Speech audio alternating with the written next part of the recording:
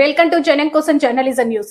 మేడ్చల్లోని అద్వాయ కన్వెన్షన్లో నిర్వహించే పార్టీ ఆవిర్భావ సభకు నాయకులు కార్యకర్తలు పెద్ద సంఖ్యలో తరలిరావాలని, ఏప్రిల్ 25న ఉదయం 8 గంటలకే కార్యకర్తలు నాయకులు చేరుకోవాలని తెలంగాణ జాగృతి అధ్యక్షురాలు కల్వగుంట్ల కవిత.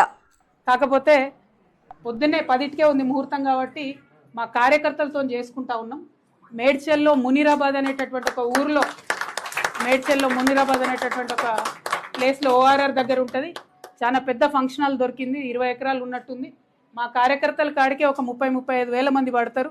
మిగతా జనరల్గా పబ్లిక్ మీటింగ్ మళ్ళీ పెట్టుకుంటాం పొద్దున 10కి కాబట్టి మా జాగృతి వాళ్ళు సిస్టమేటిక్ కార్యకర్తలు, ప్రతి గ్రామంలో ఉన్నటువంటి జాగృతి కార్యకర్తలు, ఉద్యమకారులు, ప్రజాస్వామ్యవాదులు, ఈ రాష్ట్రంలో రాజకీయాల్లో మార్పు రావాలనుకునే వాళ్ళందరినీ కూడా మనస్ఫూర్తిగా ఆహ్వానిస్తూ ఉన్నాం. ఏప్రిల్ 25వ తారీఖు, వచ్చే నెల ఏప్రిల్ 25వ తారీఖు నాడు మార్నింగ్ 10 o'clockకి మేము జెండా ఆవిష్కరణ చేసి మా పార్టీ పేరు చెప్తాము. మంచి ముహూర్తం ఉంది, మీ అందరికీ తెలుసు. నేను ముహూర్తాలని బలంగా నమ్ముతా. మరి కాలానుగుణంగా పనులు చేస్తే ప్రజలకు కలిసి వస్తుందని నేను బలంగా నమ్ముతున్నా కాబట్టి ఆ ఉదయం పూట అయినా తీసుకోవడం జరిగింది. ఆ మొత్తం డీటెయిల్స్ అన్నీ కూడా ట్విట్టర్లో, ఫేస్బుక్లో, వాట్సాప్లో మళ్ళీ మీకు లొకేషన్తో సహా.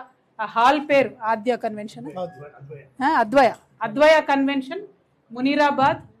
మార్నింగ్ 8 కల్లా మన కార్యకర్తలందరూ చేరుకోవాలి. ఎందుకంటే 8 నుంచి మనం అందరం కొంత మాట ముచ్చట వేసుకొని 10కి ముహూర్తం ఉంటుంది కాబట్టి 10కి లాంచ్ చేసుకుందాం.